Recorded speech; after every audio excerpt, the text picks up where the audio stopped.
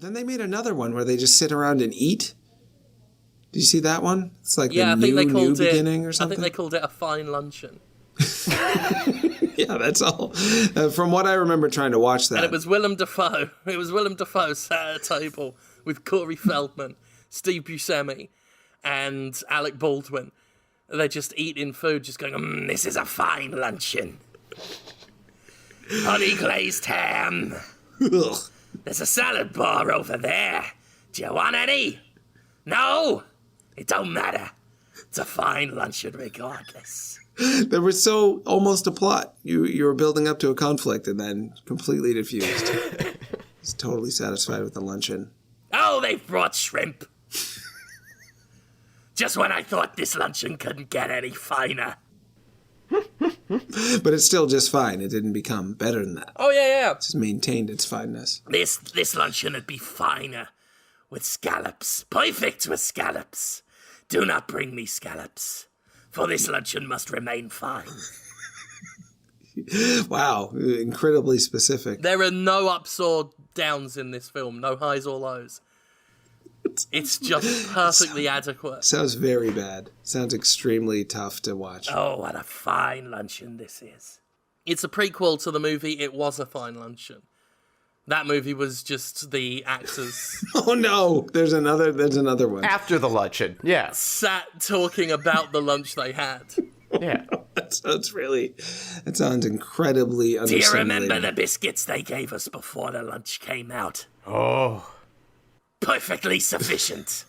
Oh. Nice and fluffy on the inside. Fine luncheon. Little butter to help it go down. Oh, it was a fine luncheon. It's really, you're draining the life out of me somehow. You're literally causing me to die with how little is happening in this idea you have for 2 movies. Well, I mean, obviously it's a trilogy. So people so you're saying people saw the one where all they talk about is how it was a good luncheon first? Yeah. And then they're like, well, now we have to show the luncheon. And they show it, and it's just as described. We need to see how fine this luncheon is. But you don't find out, because in the first one, they describe the luncheon in great detail, so you know Yeah, they're just sitting in a car. And then when you see what happened, it's all the stuff they said that happened. So you're like, yep, this is what they said happened, and now I've seen it. Well, and obviously it's part of a trilogy, right? You start off with It Was a Fine Luncheon, and then you get the prequel, It Is a Fine Luncheon. And then you get The Fine Luncheon Returns, and it's just Willem Dafoe seated on a toilet. Oh, I did not see that actually coming. Thinking about the luncheon and how fine it was. So it's not like a dramatic twist where the luncheon was not fine and he got sick from the food, the shrimp or whatever. No, he's just using the toilet as one does when you finally have digested your food and have to have a bowel movement. So he's just having a normal bowel movement thinking about the luncheon? He's just sat there, he's just sat on the toilet with his elbows on his thighs, just, man, that luncheon I had yesterday sure was fine. Man. Starting it with that. Man, wow. What was it I had to drink again with my luncheon? Oh, yeah. Tap water. That is fine. It hydrated me. I'm picturing a cut on every pause. So like a new camera angle. It's very artistic. Some of the camera angles are in black and white. So you know it is classy. It's panning across his face as he's saying the words about the luncheon. Then suddenly a helicopter shot. It's the mildest Lars von Trier movie that was ever made. That would be a way he could finally flip the script, because people are onto him at this point. They know he's going for yucky feel bad, so he could just not make anyone feel anything.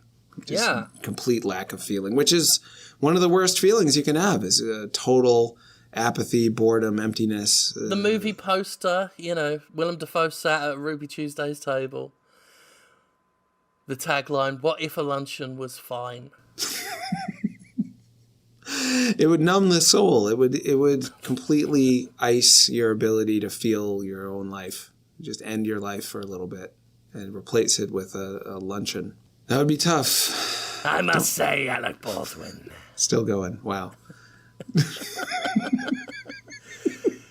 That braised chicken looks nice. Is it? Yeah. Good. Is it?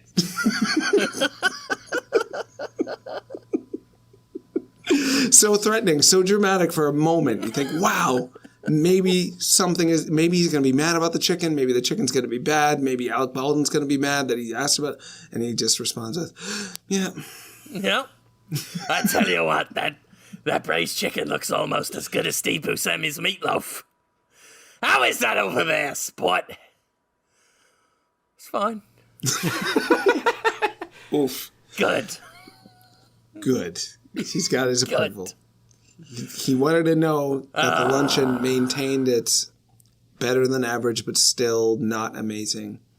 Honey glazed ham. There isn't any honey glazed ham. He just says that every now and then. I think it adds an air of mystique to the overall film. Yeah, a little mystery. Like, was there ham? You know, it's something for the repeat viewers to go back through and like watch. It is a fine luncheon to see if there was any honey baked ham in there. Yeah, like is he saying it because he had some honey glazed ham, or is he thinking the lunch would be better with honey glazed ham, or does he just say that? Jonathan, you know, the show was at its average length right before this started. Like there was a perfect endpoint where it could just been like, we did it, end on a high note. We all laughed about that chicken pit. But now, you know what? I'm going to squeeze one more out. And it's going to be an idea that I don't Right, like. that's just like Willem Dafoe. That's the last thing he says. that's the last line of the film. I'm going to squeeze one out. You know what? It was a fine luncheon. And an enjoyable shit. But I think I'm going to squeeze one more out. Finish this chapter of Game of Thrones. A lot of Game of Thrones talk in my life today. My coworkers were talking about it for a while.